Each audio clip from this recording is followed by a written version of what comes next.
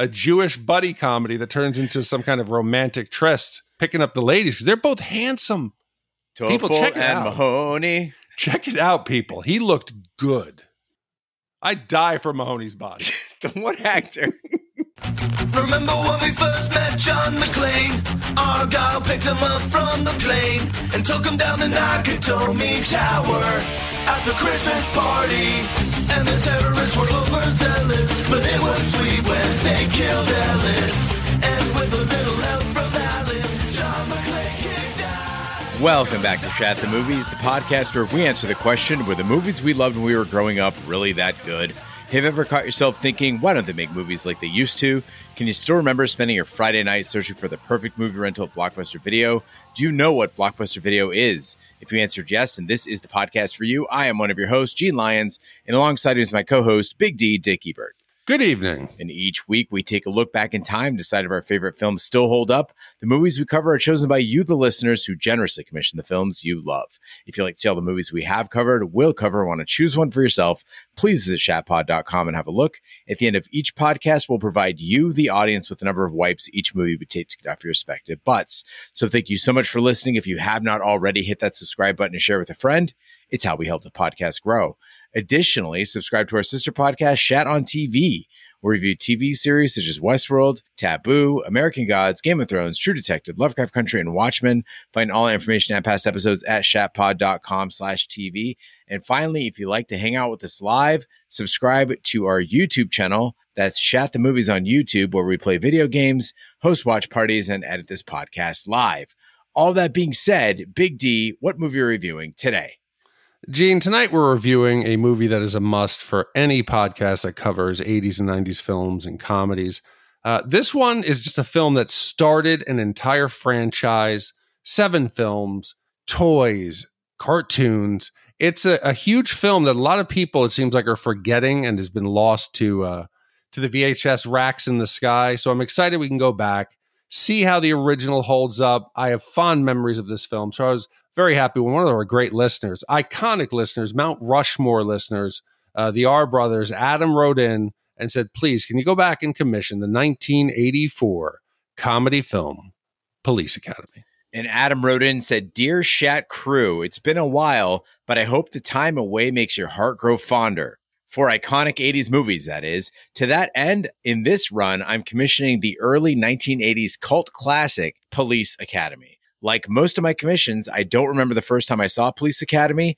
There seemed to be a certain period in the late 80s and very early 90s where, as a kid, if you were bored on a weekday afternoon in the summer, networks like USA, TBS, and TNT had you covered, constantly recycling recent would have probably been direct-to-DVD if DVDs existed comedies like Mannequin, Summer School, Don't Tell Her It's Me, another underrated Steve Guttenberg film, and one of my favorites of this weathered troupe, Police Academy. Police Academy was somewhat of a revelation for me, not because I thought it was an amazing film, let's face it, it's a little on the nose, but because it had enough adult comedy in it that while I didn't get all the jokes, I knew as a kid I shouldn't get them. This made it something dangerous and exciting. Why were the jokes on inner city relations and riots supposed to work? Tackleberry's love of guns was repeatedly lampooned. Was that something I should laugh at? And what exactly was going on underneath that lectern?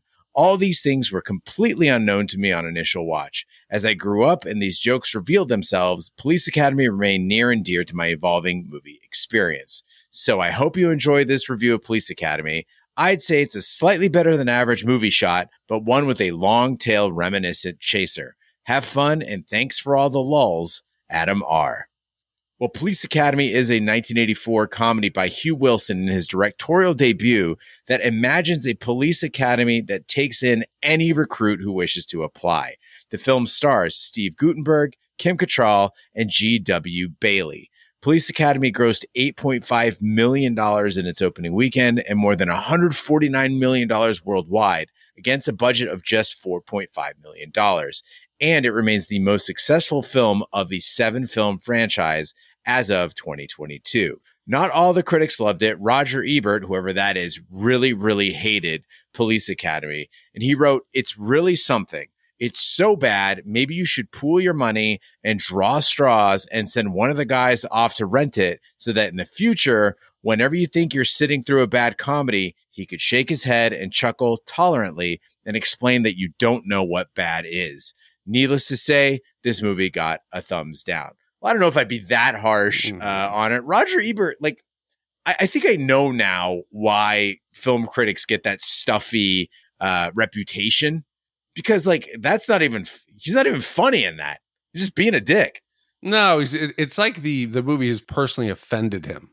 Yeah. Maybe he didn't like some of the fat jokes or something, but you don't have to get that personally upset that you went into depth to write that situation where it could be funny. That's hurtful. Big D, this spaghetti is so bad that maybe we should get all of our money together and then draw straws and then send somebody off to cook some. So in the future, whenever we think we're eating some bad food, you see, then one of us, the guy who made the food, he could shake his head and then he'd be like, you don't know what bad spaghetti is. Huh. Yeah. Anyway, enough about Roger Ebert. Let's talk about us. Where were you when you first saw this movie? What do you remember about it? So when we do these podcasts, I don't like to read the commission letter before. I don't like to get tainted. I want to come into it clean, because if somebody has like a heartfelt memory, I would be more sympathetic to the film. I want to be sterile in my review. And I found myself, like Adam, remembering this film for the things I didn't get watching it.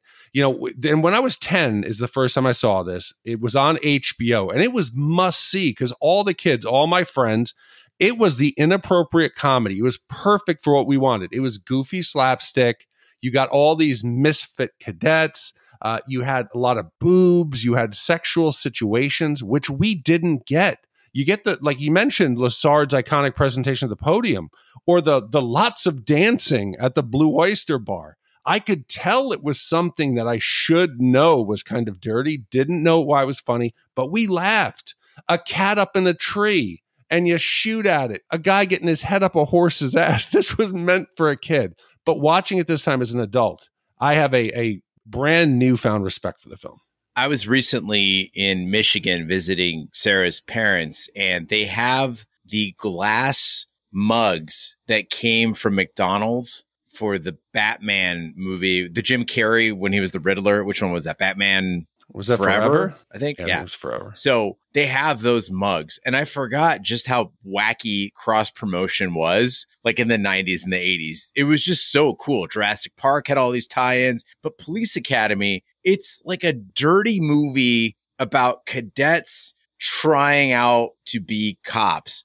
And like you mentioned, Big D, they had toys, they had cartoons, and I was Police Academy crazy as a kid. I watched the movie anytime my family rented it. And for those younger listeners out there who we now know exist, families repeat rented movies in the 80s. Like that was a normal thing. Oh, let's go watch Police Academy again. It's only $1 for 3 days. Yeah, and if you look at the poster, you would think this was Porky's. You would think this was something super raunchy. You would think there was lots of nudity and just sex. And it's not. The poster has 2 women's legs. One of them is obviously the prostitute in the background. Then you got Callahan. You got the boobs out. You'd think this was something it's not. So people, you might be surprised. Police Academy is not the raunchy sex fest you think it is. But the entire point, though, is that they would milk any of these properties for anything to get out. You got a hit movie, we got to do it all. We got to do the pajamas, we got to do the sheets. And this animated series ran 65 episodes, and I'm pretty sure I saw every single one. So as this movie started, I realized that I have a long history with these characters, not from the movie, but from the cartoon. I know every character in this movie like they're an old friend, but much like Adam, our commissioner, I only knew these people as a child. So being privy to their adult natures this time around, it made the movie very, very different. Like when I looked at Tackleberry or looked at Mahoney or looked at Lassard, and then thinking of sexual situations with them, it was very strange. But I have to ask you then, because I haven't seen the cartoon, was there any sexual romps? No. Was nothing? No. They just had capers like Scooby-Doo or whatever. And, Hightower was big and strong, and Mahoney was the leader, and Hooks had the voice, and Motormouth did his thing. And they just kind of did crime fighting, basically. Did Callahan have like her boobs squished together? Was it like a Scooby-Doo? Yeah, she was a little more busty. And then Tackleberry, of course, is like my favorite, everybody's favorite, because he was just guns and blowing shit up. Anybody throw racial slurs at each other? I mean, it's been years. I don't think so. No. But it was the 80s, so I would have put it past them. Okay. Just, as long as they were nicer to Hooks, that nobody called her that thing we'll talk about later. And on that note, let's hit the trailer.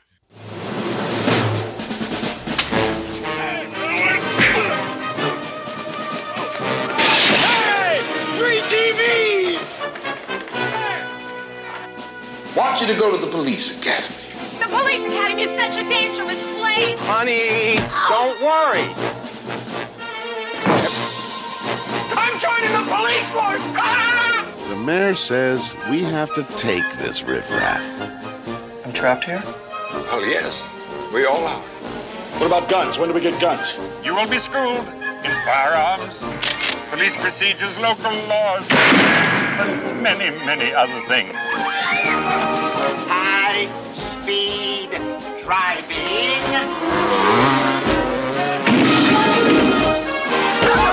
And self-defense.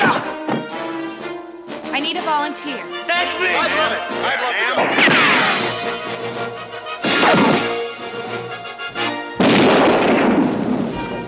go. Where did you get this gun? Mom gave it to me. Mister, I am warning you, Hightower!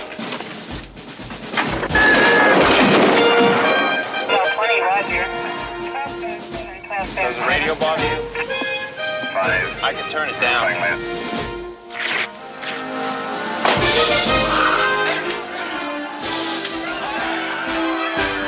You make me sick. Thank you, sir. I make everybody sick. See the thighs. Come on, I haven't got all day. The thighs. Give me the thing!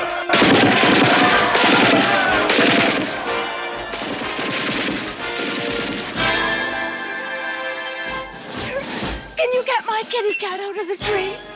No problem, ma'am.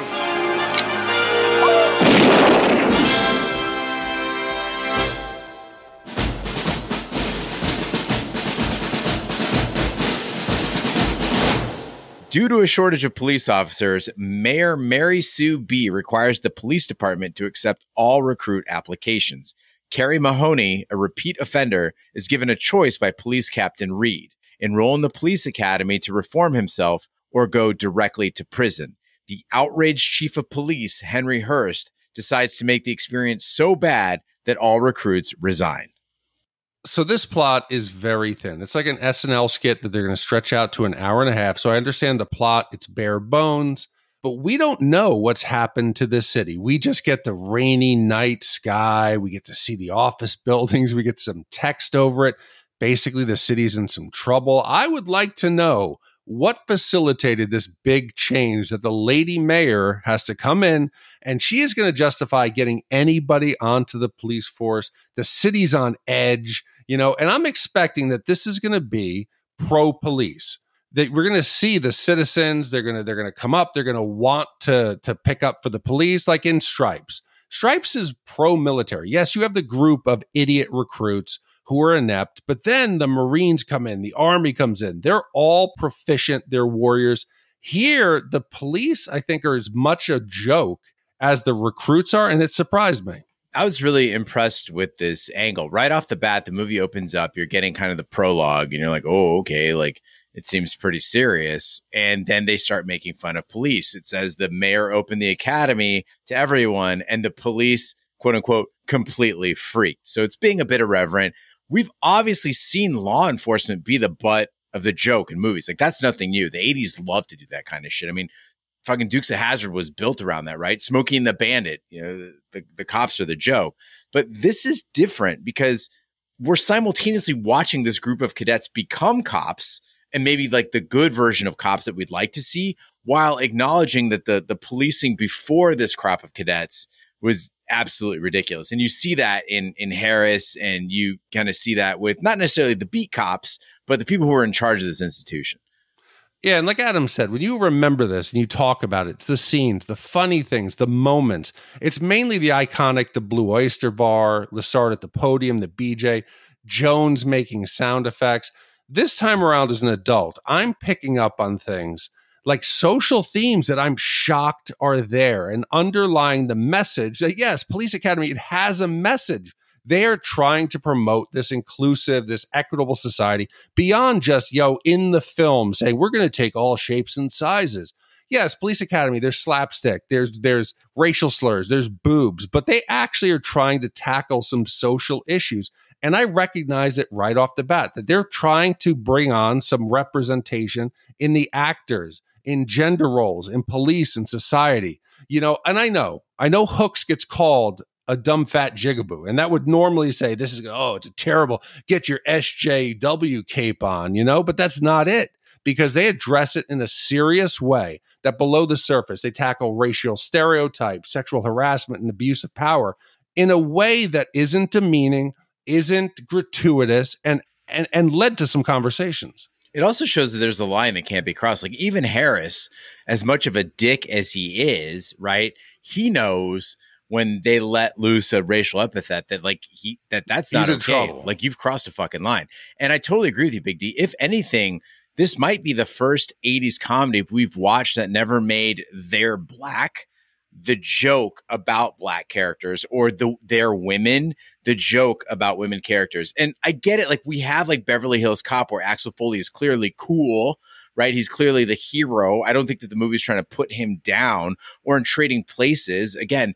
But in those movies, they built characters who largely depended on their race to be amusing. It's, what if this Detroit black cop came to Beverly Hills? He's a fish out of water. Isn't that amusing? Or what if a black person who is working the street got into the stock exchange and among the rich, and how would he be a fish out of water? His blackness is part and parcel to the comedy. Here, you've got Hightower and Hooks, and they're subject to all the disadvantages of blackness, but they're not, quote unquote, acting black. They're not walking around going, hey, what it is, cuz, and doing all the shit that now I've done it. Now I've done my black, impersonation. Yeah. But what I'm saying is that there's nothing about them. You could easily replace either one of them with a white actor, and it wouldn't seem out of place, other than the fact that they're being persecuted for being black.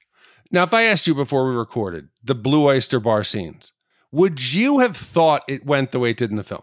Because for me, I thought there would have been a lot of homosexual jokes. I would have thought there would have been a lot of anti-gay humor. These dudes just like to dance. Yeah. They're out there. They're having a good time. I thought it was respectful. And even the two shitbag cadets, you got, it was Blanks and Copeland. Mm-hmm. They don't even make fun of these dudes. What was going on? Just a lot of dancing. Just a lot of dancing. It's showing respect in a way I didn't expect. While Lieutenant Thaddeus Harris makes their lives miserable, Commandant Eric Lassard wants to give the new cadets a chance. Harris appoints Copeland and Blanks as cadet squad leaders to help him secretly execute his plan. Mahoney falls in love with Cadet Karen Thompson and befriends fellow cadets Larvell Jones, a human beatbox, ladies' man George Martin, gun-obsessed security guard Eugene Tackleberry, the cowardly Leslie Barbara, accident-prone Douglas Fackler, and gentle giant Moses Hightower. So I think this movie suffers from a similar problem Stripes did. You've got this band of misfits. It's made up of a bunch of different 1980s stereotypical characters, but it's 90 minutes. There's not enough time for you to dedicate anything more than just superficial. Okay, here are the main characteristics of this character. Here's their origin story vignette. You got the fat mama's boy. You got the shy girl, the hot socialite, the gun-loving military nut, a Latin playboy, the human beatbox, the clumsy husband. There's a lot of these characters that could be combined. They're sharing. There's some overlap in their characteristics. It would have been better if you just cut out a couple of the characters that really don't do anything to advance the film, that you don't even know who they are or what they're doing there, and make it less goofy situations and let us get invested in a few of these cadets. Totally agree. And that's reinforced when they do lend certain characters specific attributes that previously were assigned to others. They do it several times in the movie. Most notably, do you remember the scene where Barbara He's on the tactical shooting course. So this is the mama's boy, right? And you've got another guy, Fackler. He's the clumsy guy. But Barbara goes on the tactical shooting course and he's clumsily shooting these civilian targets. And then he just gives up. There's nothing mama's boy about that. There's nothing cowardly about that. He's actually just being very, very clumsy. That seemed like a scene that should have been written for Fackler. And it just highlighted how unnecessary Fackler was. He plays no role in this movie other than throwing an apple that hits a guy that starts a riot. Barbara, just make him the bumbling mama's boy. You're done. You're done. Yeah, I think they added Fackler because he was like the suburban house husband. You know, he's dragging his wife around on the hood of the car. But beyond that, you don't know. There's no revenge. There's nobody putting him down. You're right. Get him out of there. And I think it would have been a better film. On the flip side of that, though, the staff of the police academy, I thought was great, really fleshed out, surprisingly. Commandant Lassard, my favorite character on the police academy animated series. He was like so endearing, and it makes sense that he was my favorite character in the movie. And I'm not sure I understand any of this. Why did the filmmakers decide to have this old, forgetful, kind man run the police academy? Why did they go with a Dutch-born actor? But it works. That accent and his tone, they're just so lovable. And there's this chemistry between George Gaines, who plays Lassard, and Steve Guttenberg, who plays Mahoney. It's just so good. There's that scene where Mahoney walks into his office and Lassard's holding his trademark, fish in a bowl. And Mahoney says, "Is that your fish?" And he just says, "No, it belongs to a friend." And they never revisit that. It's a total non sequitur, but their chemistry is so good, it just sells it. They lead us to think he might be mentally compromised. Yes.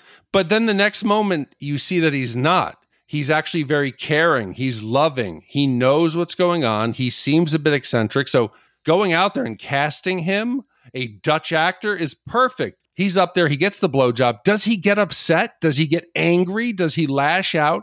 He walks away from the podium. He pauses a little bit. He turns around and sees Mahoney. Again, pauses, long pauses where you see him inside thinking, should I be upset?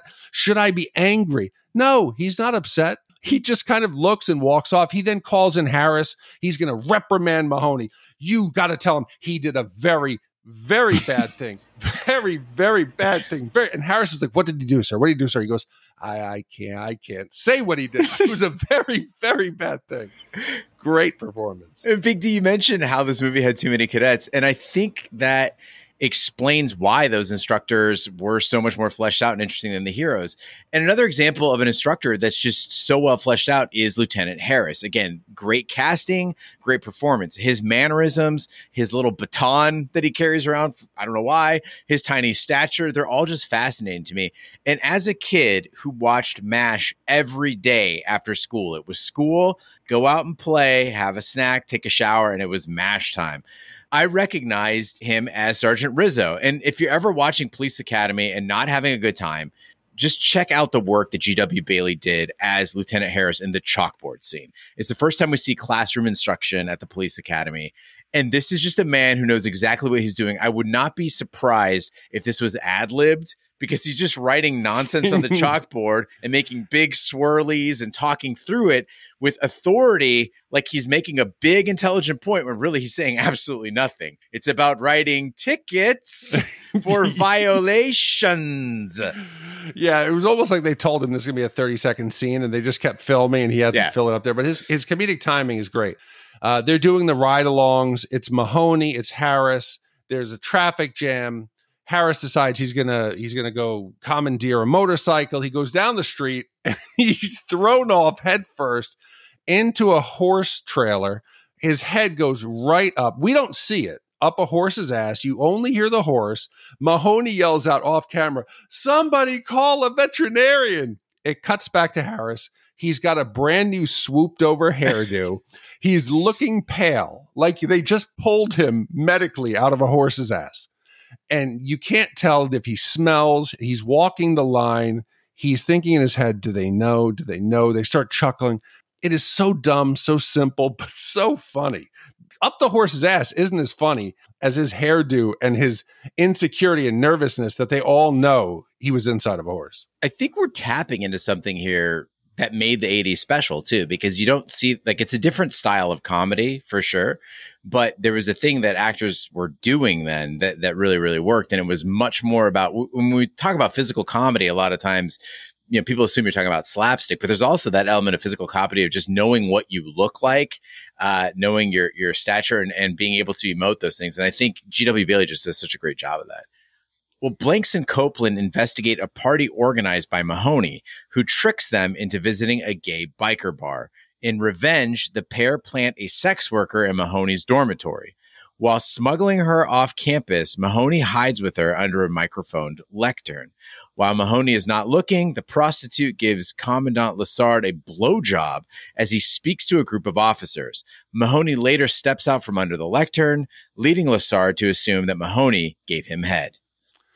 So this movie's made me reflect back on the last 5 years of Shat the Movies, and I've realized that a lot of 1980s comedies, they're flat out mean-spirited. Jokes always came at the expense of another character, often at a group of misfits. There was always people opposed. There was high school or college nerds against the cool kids, rich versus poor. You had kids and adults. And usually this is the structure of a film. The antagonist would get shit on for the first half of the movie. We would watch them get torn down, embarrassed, hit rock bottom, then plot their revenge. And their revenge was always ruthless. Either maybe we're going to bankrupt a pair of brothers in Trading Places. We're going to leave, and also in Trading Places, we're going to leave a white-collar criminal in a cage on a train to get raped.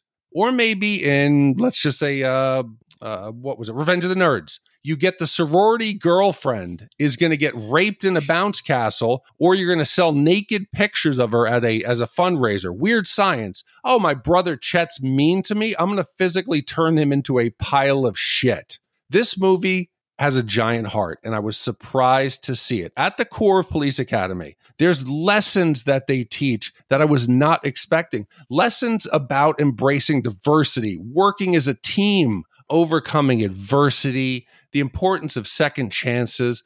And it was something I was not expecting, to have a film with heart and to care about the characters in a way that showed respect to them and the audience. And that's not to say that characters in Police Academy didn't retaliate or that it was all just wholesome lessons. But the point is that we're not talking about somebody getting raped by a gorilla. We're talking about Mahoney putting shoe polish on Harris's bullhorn. It looks like he has like a ring of shit around his mouth, right? Or sending Blanks and Copeland to the gay bar. Like, Mahoney's pranks were pretty much meant to do one of two things. Either when he was trying to get kicked out of the police academy, it was to get him in trouble without really hurting anybody, right? Or to prevent him from getting knocked out of the police academy when he wanted to stay in. They weren't malicious. And in the case of going to the Blue Oyster Bar, I'd say he did those guys a favor. That place looks fucking rad. I would go there. They seem to enjoy it. They could have gotten out of there. Yeah, he falls asleep on the dude's shoulder. Like, he's having a good time. Speaking of having a good time, there's this epic, like, 80s party scene in this movie where Tackleberry's playing the saxophone. They're all on the beach. They just found a beach somewhere. And Big D, I'm 7 years younger, so I didn't really get invited to any parties in the 80s that, like, adults were at.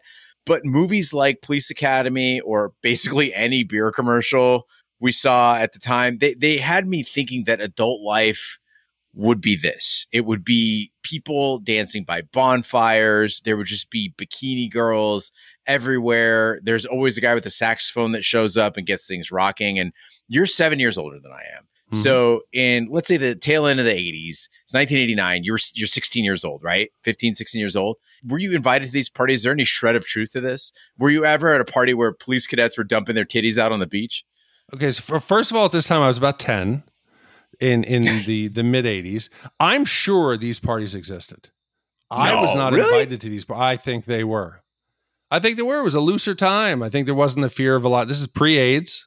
In Police Academy, there is a bonfire, and literally every woman that passes by it just takes her top off. Why wouldn't you? There's no cell phone cameras. There's no accountability. That's Gene. what was keeping all the titties. That's what's keeping all the titties in now, is the cell phone cameras. I think it helps. I think everybody's afraid of getting outed. I think back then these parties definitely existed. I know from the Army, when you would get out of basic training, everybody go buck wild because you've been contained. Here, you got some not so hot cadets out there. They're looking to blow off some steam. You got Tackleberry out there blowing on the sax. This is a great scene, Gene, but this isn't like a scene that we would normally take. Normally you would see Mahoney like either drooling at the girls or taking off Thompson to go have sex and making it something dirty. Everybody's having fun here, Gene. Everybody's falling for each other's love. It's a beautiful time, the 80s. I'm sure this shit happened. I just was not there. I was really confused during the scene too because it's a little low light, and so George Martin I kept thinking was Mahoney, and I was like, "What a dirtbag! He's just rubbing up on all these ladies." I was like, "Oh, it's George Martin." Those two guys look a lot alike, just for the record. Yeah, it's white guys. They all look relatively alike. Well, Martin is only he's secretly white. Yeah. But, Adam mentioned not understanding some of this stuff as a kid, though, particularly that blowjob scene. I'll be honest, I didn't remember this scene existing, the blowjob with Commandant Lassard, probably because to a kid, this scene looks like there's an old man doing a slideshow in the dark. And maybe there's some people hiding in the lectern. Like, you don't get what's going on. It's not like you see like a dick and balls, right?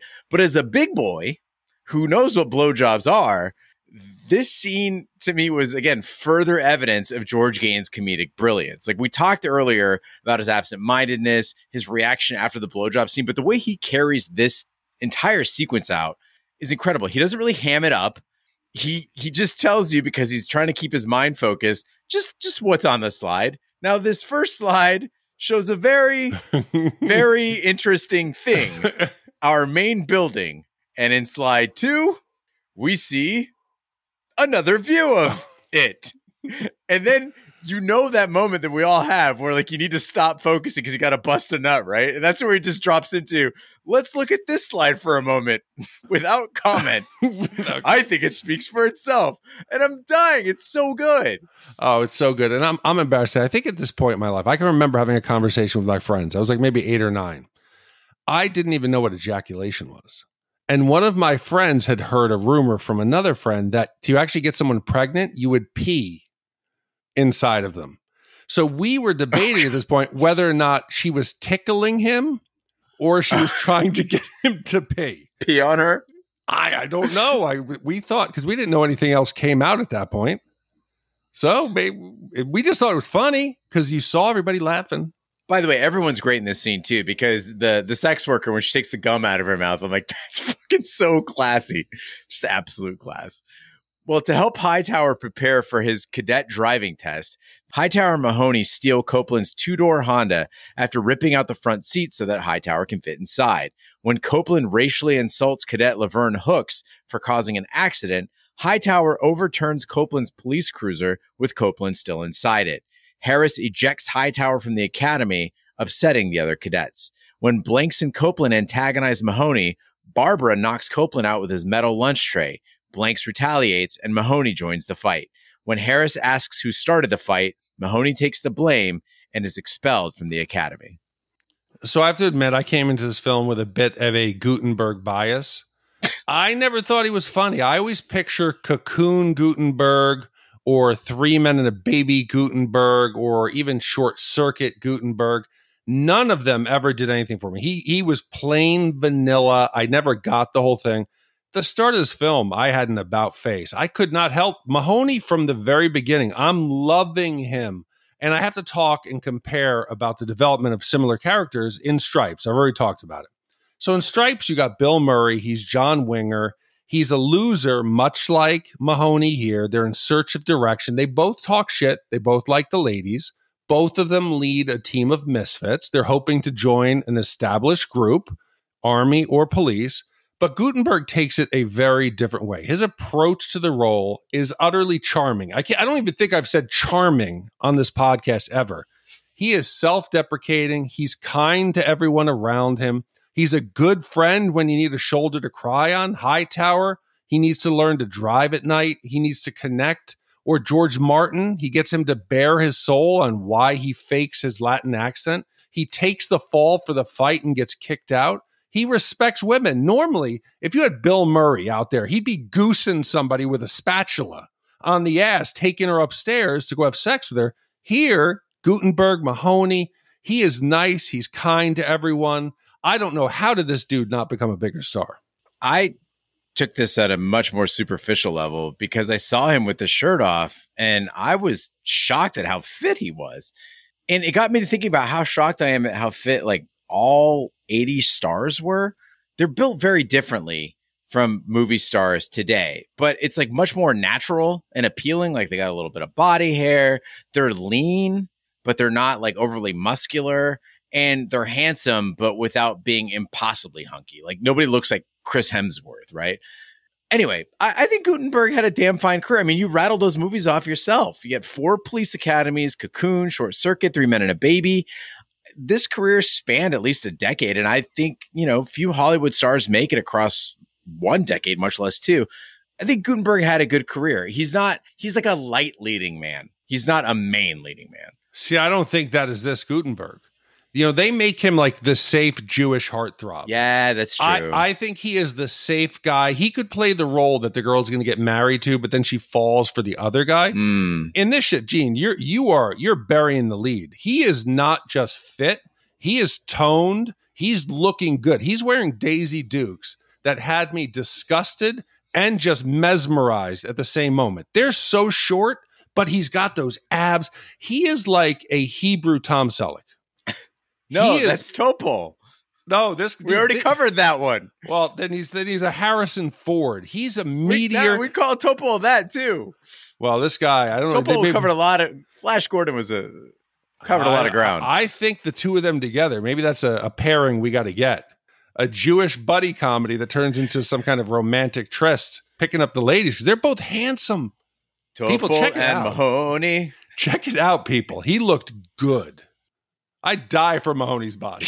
The one actor, he'd be significantly shorter, but the one actor that I felt the worst for in this movie, though, which absolutely exploited, was Michael Winslow, though. Michael Winslow, the man of 10,000 sound effects. He shows up in this movie as Motormouth. We see him have this great scene with Mahoney early on at the jail. And I feel these like waves of nostalgia. And I even said under my breath, like, man, he's really good. He could do that sound effect thing really well. But here's the thing. You can only in a movie come up with so many situations in which a grown man doing sound effects with his mouth, no matter how good he is, it's entertaining or endearing, right? You can't make that joke stretch. And the reason why Michael Winslow worked in like Spaceballs, right, is that they didn't try to make him a major character. He did his bleeps, his creeps, and his sweeps, and then he was out of there. By this point in Police Academy, we've gotten to kind of Mahoney's downfall. He's getting expelled, and Motormouth shows up, and he's making helicopter noises walking up the stairs and asking Mahoney if he wants a ride. And the saddest part is that we see in this movie, Michael Winslow is pretty funny without all the sound effects. He could do it 1 or 2 times, but just give the guy some fucking script to work with. When he does that whole, Larvell Jones, Monsignor Larvell Jones, Dr. Monsignor Larvell Jones, that shtick with Steve Guttenberg, it's pretty good. We could have done with more of that. It's really hurt the movie. Yeah, it's a one-trick pony. It gets old really quick. It's like the Micro Machine guy. Do you remember him in the 80s? Yeah, he was a super fast talker. That's his one thing. Jones is good enough. He doesn't need it because it goes from cute to annoying really, really quick. And how do people not know it's him? The second that you catch Jones once doing sound effects, never again when he does a like the wet sneaker sound in the grass, and then you look around, who did that? Who did that? Everybody be like, Jones, shut the fuck up. It's Jones. We know it's Jones. He's making Space Invader noises. Or when they're doing the yeah, Jones, we know it's you. It's not surprising. Okay. When he did that electric razor sound effect, and he kept going, I'm like, please cut the scene. Cut the scene. And then he turns it up. He does. He does. It goes too far. Again, I don't want to cut Jones, but he might end up becoming a hybrid of some of these other characters. Wild down to, he's a really tall black guy. Yeah, who's a florist? Who's a florist and an ex-football player? That makes sound effects. Yeah. While downtown, Fackler throws an apple from his police car window, triggering a chain reaction that escalates into a full-blown riot.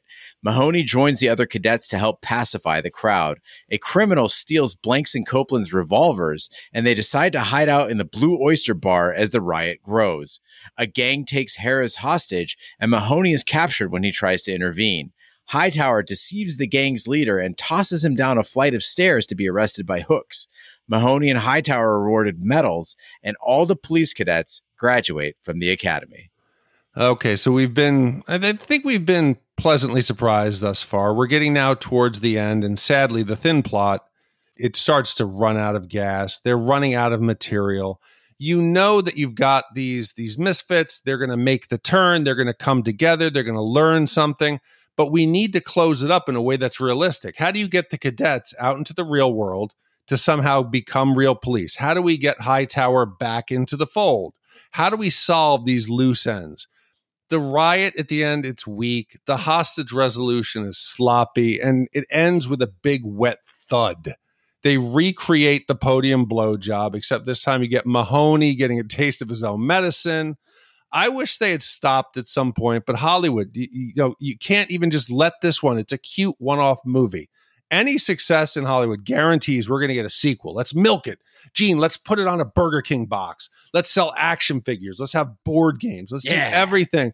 And they milk this thing. How do you turn this 90-minute? You could write the plot on a napkin.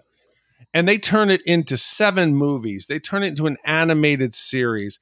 They make it just soulless. It's terrible, Gene. Did you see any of these sequels out there? I'm going to list them for you because I guarantee you people don't know it. We had Police Academy. It's good. Came out in 84. 85, we got to do it. Police Academy 2, their first assignment. Okay, we're going to go to 86. Police Academy 3, back in training. Let's take them back to the training. 87, a year later. Police Academy 4, Citizens on Patrol. Citizens on Patrol. That's the best. That soundtrack was dope. I do remember that one. That one I kind of liked. I think that one might be something to watch. Police Academy 5, a year later. Assignment Miami Beach. Great. Okay. Let's go another year later. Police Academy 6, City Under Siege. And then they finally hit rock bottom. Most of the actors from the original had bailed. It was Police Academy 7, which was Mission to Moscow. That came out in 94. That bombed, made almost nothing, ended it. How they just milked this. We talked about Jason in Space. I think this is more disrespectful. I wish Hollywood would stop. And if this was a one-off movie, I think it would be fondly remembered instead of the beginning of this just nonstop chase of the buck in an unfunny film. They still haven't gone to space, and I feel like that's something that we're really missing out on. I think Guttenberg only did like the first 4, and then he left to go do 3 Men and a Baby. I think that's where, really you put it to rest after the first one, but definitely after the 4th one. I'm glad it existed just because of the song. It's a real good song. Yes, yeah. But they're talking about bringing this back, Gene. So going to space is a possibility. Who'd you cast as Mahoney these days? I'm trying to think. Timothy Chalamet. No, because he's normally I would think of him as a goofball, but the handsome thing, I don't know. I dislike Chris Pine, but I'm trying to think of if there's anybody. Chris Pine's like 80 years old. Yeah, I don't know who I would recast. Here's the sad fact: it's been so long since I saw a new movie that I don't know any of the actors. So for me, Steve Guttenberg works just fine. No, but Jim, we get Lessard also here closing this out. With another great line, and it was my only good part of the end of the movie, when he tricks Mahone back in front of the podium, and he's talking, he says, "This semester we had many things happen that we cannot discuss. We cannot discuss those." Great delivery, great line, and I think if the series had ended here, it would have been great, but a pleasant surprise. Thank you, Adam. All right, Big D, now's the time when we give our wipe score. The wipe score is our way of telling you how many wipes this movie takes to get off your respective butts. 0 wipes is a perfect movie. It is getting to see Kim Cattrall's thighs by just asking. And 5 wipes is an absolute disaster movie. It is doing push-ups in a dirty sweat socks. Oh, no. Big D, we'll start with you. What is your wipe score for Police Academy? So, Gene, I think I was pleasantly surprised. I would have expected this to be below average, just a typical 80s slapstick, satire, something along the lines of Stripes, but a little more gross. It did not. I thought it was kind. I thought it was funny. I thought it was insightful. The performances were good. I would have cut a few characters, but other than that, as much as it's a negative that Hollywood dragged this out to a 10-year run and 7-film series, animated, all that, there is something to be said for a little tiny film and a little kernel of an idea that led to 537 million worldwide. It was cute. It had charm. And that's why it's remembered to this day. If you say Tackleberry to anybody our age, they know exactly who it is. If you say Mahoney, they know who it is. Or the Blue Oyster Bar, they know what it is. And that has to count for some. I think I got to go with, it's not great, but it's not terrible. I think it's a 3-wipe film. I'm right there with you, Big D. I agree that this movie did a lot of very, very cool things that we didn't see at comedies of the 80s. And we've seen a lot of them at this point during the podcast. I'm sure it might have been a little scandalous in 84, a little sexy for the time, very exciting, some new ideas there. But part of doing this podcast is seeing how well it holds up. And in 2023, I think that this movie just feels a little dated, a little dull. And aside from a few standout performances like we got from Lassard and from Harris, Police Academy, I can't think of a better word than just boring. I was bored during this movie, and I think that really hurt it. Too many of the same joke over and over again. I actually liked the riot scene at the end, but that actually kind of elevated the score from what I would have given it otherwise. So I'm sitting there with you at 3 wipes, but I think my view on it's a little more critical than yours. So with 3 wipes from me and 3 wipes from Big D, that gives us a unanimous wipe score of 3 for Police Academy. So, Gene, that ties that in the 221 spot with Christmas Vacation, Commando, Revenge of the Nerds, Blade Runner, The Boondock Saints, Over the Top, Grease 2, Mortal Kombat, Red Dawn, Adventures Priscilla, Queen of the Desert, Smokey and the Bandit, Dark City, and Uncle Buck. I don't think it's that good. Were we too kind? Okay. It's weird. It's weird because I remember it more fondly than the experience. So as I'm watching it, I'm like, oh God. And then afterward, as I'm doing my notes, I'm like, okay, yeah, that was fun. And I like that they did that. So I think maybe it's a movie that you have to chew on a little bit. In retrospect, it's a little more enjoyable than it is in the moment. So if you watch Police Academy and you're like, oh, these guys are crazy, it's not good. Give it a couple minutes after you've watched it. Think about it for like a week, and then maybe feel a little bit better about it. So maybe 3 wipes is fair. Well, here's your question. Just Blade Runner. Would you rather watch this or Stripes? This. I agree. Yeah. I totally agree. Yeah. I think this is the kindness and the warm spirit. It was more fun to watch than those other. I would rather watch this than Trading Places. I would rather watch this than Weird Science. I would rather watch this than 16 Candles. No. I liked it. I thought it was fun. I think you would have liked 16 Candles better if there was a stronger father presence in it. And maybe somebody was getting married. There was somebody getting married. It ends in a marriage. Your theory's out the window. All right. Well, Adam, I hope you feel that score is fair, and keep on commissioning because we love your movie picks. Before we close out, we got time for a couple emails. The first one comes from Vinny in England. It's about Dumb and Dumber. He says, I've given this a lot of thought and I just can't get past it, so it has to be said. I grew up with a family friend who was very similar in a lot of respects to the lead characters in Dumb and Dumber. I cannot tell you how much time I spent defending him both physically and verbally. Society loves to pick on the vulnerable, especially when it's so easy. I've been a massive Jim Carrey fan since seeing Ace Ventura: Pet Detective at the cinema, so I couldn't wait to see Dumb and Dumber at the cinema as well. I can honestly say I've never left the cinema more angry than I did that day. The pathetically childish jokes, which at best are predictable and lazy, are a true insight into how we choose to treat the vulnerable. It is without a doubt the most offensive film I've ever seen at the cinema, but the worst part is it spends the entire time punching down and tries to defend itself by saying it's okay, they're too stupid to notice. I'm angry with myself now for not walking out of the cinema that day. The reason I didn't was only because my girlfriend I was with was so stunning, and no, that doesn't make me feel better about it now. To me, it is by far the most offensive film you have reviewed and I have seen. It will always be a 5-wiper to me. We'll be back with more soon. Vinny from the rainy southeast of England. I mean, I don't think they're mentally challenged. I think stupid people in our lives, you laugh at them every day.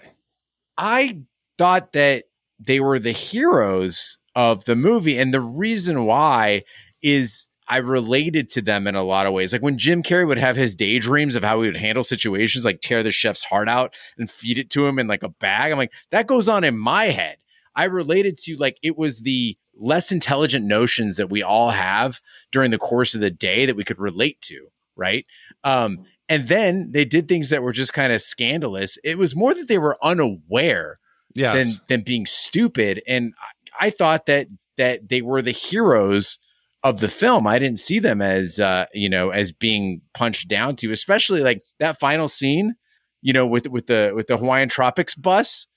It's funny, not because you're making fun of the guys. It's because they're blind to the thing that they're searching for. It's like right there in front of them and they don't see it, which again, I think is just a universal truth. And that's why everyone can relate to that movie. So Vinny, I got to disagree on the way I view the movie, but if I did think it was a movie that was punching down on two characters of lesser intelligence, I don't think I'd like it either. I think if you want to talk about mean-spirited, going back, something about Mary. Yes. I think that much worse. The where is my baseball, the getting your ball stuck in the zipper, I think that could go in the direction you're talking about. But this, Gene, I go with you. I thought they were the inept heroes whose ignorance and just bumbling through made them survive and in the end come out on top. And how jealous were you of them during the movie when they show up in that fucking crazy ass car with the crazy ass outfits or those tuxedos? Everybody wants to wear those tuxedos to a wedding or to a gala or to a prom or whatever. If you don't think, like, really search inside your soul, man, everyone wants to do that. Except you're going to be wearing Vera Wang. Okay, next up, we have one from Jed from Sedona, Arizona, my neighbor to the north. He says, hey, I'm a new listener about a month or so. Y'all are funny as hell. I love to listen to y'all. I work 8 hours and I listen to y'all the whole time. Great stuff, but I have a movie I would love for y'all to review. It's a movie called The Stone Age. Again, thank you for so many laughs and movie reviews. It's awesome. LOL. And that comes from Jed from Sedona, Arizona.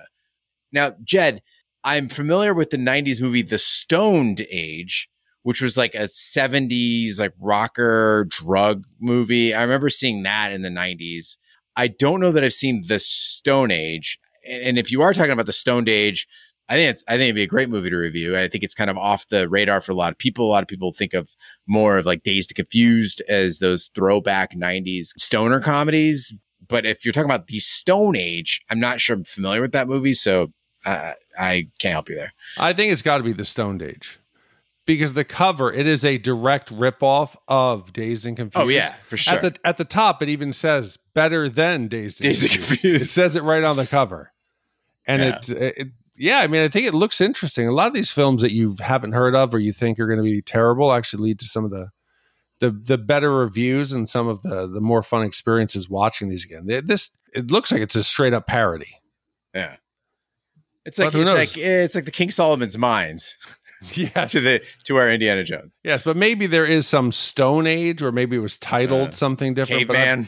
Yes, I've done a search and I cannot find Stone, but let us know.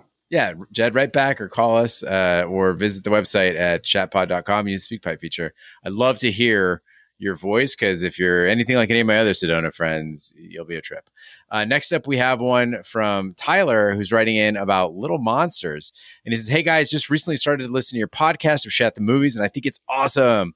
I love movies. You guys are funny, and I like how you break down the movies. There are a ton of my favorite movies on your list, such as Forrest Gump, The Craft, Goonies, Stand By Me, etc. I noticed there were a couple of movies missing. I was wondering if you guys could review Little Monsters. I thought it was a great movie at the time, but I'd like to hear your guys' take on it, especially now, however many years later. Blank Check, also a great movie as a kid. Like, who wouldn't want $1 million as a kid? Although I feel as if they spent way more than $1 million. I mean, a house with a water slide, who wouldn't want one of those? If I think of any other movies from the late 80s and 90s, I was born in 88, I can send another email with suggestions. I really hope you guys could review those two movies, even though I don't have the money to commission a movie at the moment. LOL. Hope you guys have a great week. Looking forward to hearing back from you as well as a review or two. Thanks you guys so much. Keep up the awesome podcast. I will continue to listen. And that comes from Tyler. Man, Little Monsters looks like a must. Dude. Fred Savage, you got Howie Mandel as some kind of like monster. You haven't seen it? No. Oh, there's this scene I remember as a child, and I was like, I'm going to do this, where they swap out apple juice for pee. And when you're like 8 years old, that's like the funniest shit in the world. It's really good. You find out that monsters eat dirty socks. That's why you always lose a sock or two. It's a very fun movie. This would be a great Shat test because I remember loving it as a kid, and I'm very worried about how I think about it now as an adult. Oh, it looks golden. So if you're out there and you want to commission Little Monsters for Tyler, let us know. You can write us, host at shatthemovies.com, or use SpeakPipe feature on shatpod.com and let us know. Finally, we have an email from Chris about And the Band Played On. He says, "Hey, Shat crew, I've been thinking for a long time about this movie I'd like to commission, but I'm not sure it quite qualifies.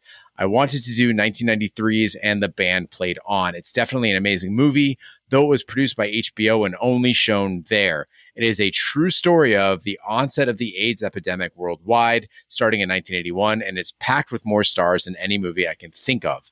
Please let me know if this fits the bill so I can Venmo over the commission fee. Chris, P.S. Let me know if you're in San Francisco. I'll take you out for a drink." Chris, I'll definitely take you up on that the next time I'm in San Francisco, and I'm way overdue to be there.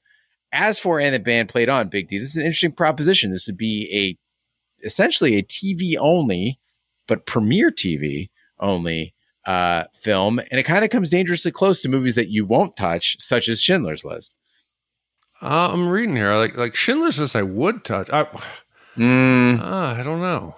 Gene, this is a hard one. Like you said, Schindler's List. Like we talked about recently in The Highlander, where you were a little confused about my score, where I said I watch for the adventure, I watch for the fun. I don't know, what would I have to say about The Band Plays On?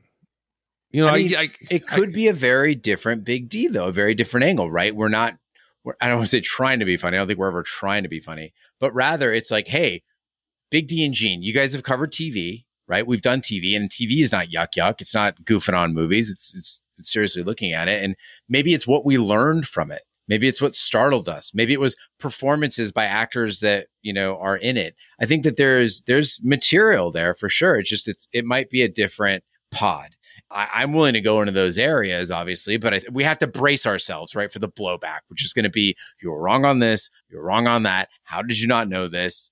So yeah, there's be some blowback there. But I think also one of the determining factors used to be was how widely known is this film? Because the smaller, like the independent films or the foreign language films we've done, they do less numbers because people aren't going to go out and search for some of these films. For us, when we have to go out, rent or buy or really search to find a copy, it's only the diehard listeners that go out and watch the film again. So something like this, And the Band Plays On, I don't know that people would even make the effort to go find it because they have no tie to it. I think it would be such a tiny audience that I don't know. It's hard. I don't want to dismiss it because of that. But I think that's something if we wanted to stick to this topic, maybe Philadelphia, something that was more widely known, acclaimed, Academy Award, Denzel, Tom Hanks, than this, which is a less known film. Yeah, and I'm still terrified to do Schindler's List. I don't think I could touch the Holocaust. I don't know, man. I would fuck that one up. I know for sure I would fuck that one up. But thank you, Chris, for writing in. Thank you to everyone who wrote in. Again, you can write us at host@shatpod.com or use shatpod.com and use the SpeakPipe feature. Leave us a voicemail. Big D, what do we have coming up next week?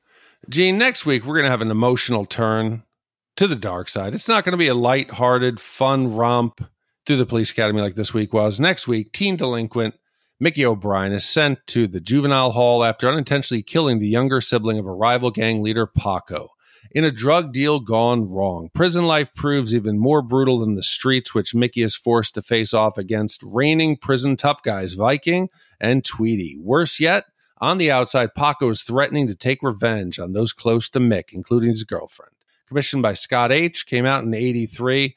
And this is one of the movies that shaped my life to stay on the up and up and not go the criminal route, because this is something this is better than Scared Straight for me. So you watched this movie and you never shoplifted again? No, I lived in suburbia. I was like, I didn't think this was going to happen to me. I wasn't going out there and trying to like rob drug dealers. You're probably right. If I took a couple CDs or a tape, I didn't think I was going to end up swinging pillowcases with cans in them to save myself getting raped. Hey, you're probably right. Well, Scott, thank you for your upcoming commission. Adam, thank you for commissioning Police Academy. Thank you to all the commissioners who make this podcast possible. That concludes this week's episode of Shat The Movies. Be sure to follow us on social media and share with a friend. We're on Facebook, Twitter, Snapchat, and Instagram at Shat The Movies. You can email us, host@shatthemovies.com. Support the podcast by shopping our Amazon affiliate link, buying our merch, or commissioning your own movie. Find all that information by visiting our website, shatpod.com. Also, check out our sister podcast, Shat on TV, where we review TV series such as Lovecraft Country, Westworld, True Detective, Taboo, American Gods, Game of Thrones, and Watchmen. Find all that information on our website, shatpod.com/TV, wherever fine podcasts be found, including Apple Podcasts, Google Play, Stitcher, and YouTube. Be sure to subscribe, and if you stop by Apple Podcasts, please leave a 5-star review. It helps the podcast grow. On behalf of my co-host, Big D, I'm Gene Lyons. Join us next week for the following movie. Once little boys grew up to be reliable and hard-working, but now, in their world, respect has to be earned and kept by a lethal combination of money and violence. Bad boys. Meet Michael O'Brien. I don't want you to die. Nothing's gonna happen to me. He loves JC and the excitement of being somebody that matters. We're gonna be in and out of there so fast. Like that. Bad boys.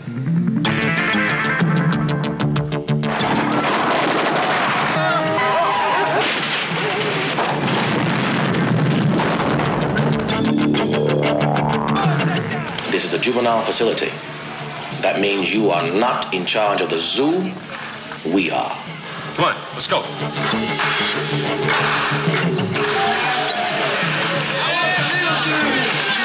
Bad boys. So, how do you like it so far? Do your time clean and you walk. Any trouble? And you could grow old in here, Jack.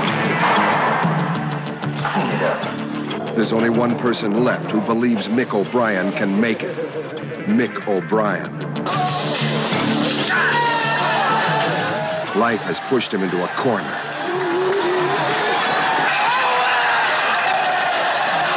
And he's coming out fighting. Bad boys. In a detention center, time stands still. But O'Brien won't stand for the arrival of a sworn enemy. You know, they're betting on who's gonna kill who. Moreno's the odds-on favorite. He's gonna kill you. That's what he says. Oh, well, let me tell you something, Maricón, you're already dead. Bad Boys. A story of the survival of the fittest. Every day is a duel of strength against weakness. Bad Boys. It's in this misfit. That in this misfit. Oh my God. I think it's a meat fist. Yeah, that was the in this meat fist. In this meat fist.